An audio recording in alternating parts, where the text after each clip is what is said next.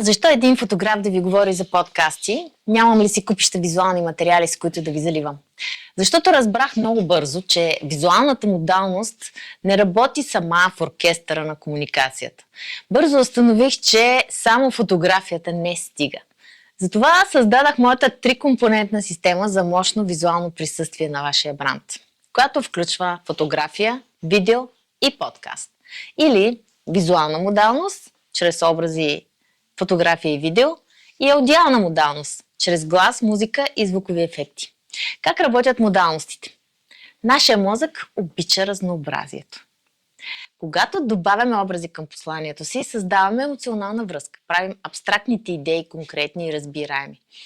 А аудиалната модалност е гласът. Добавяме емоция, интонация, автентичност. Различаваме над 24 емоционални нюанса в човешкия глас.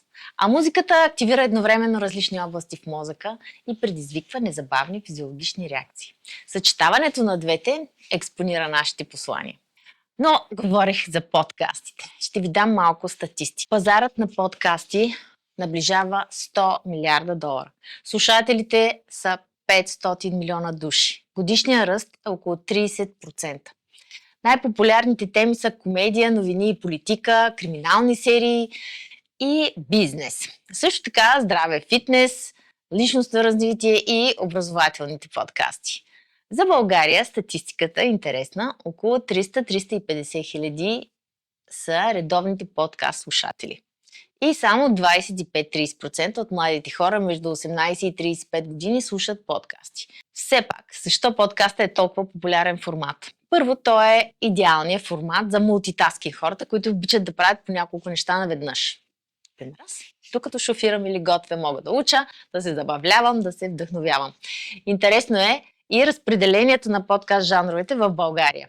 Новини и политика слушат около 22%, 20% слушат за бизнес и технологии, комедия и забавление 18% и само 15% за образование, което аз го намирам абсолютно за ниша.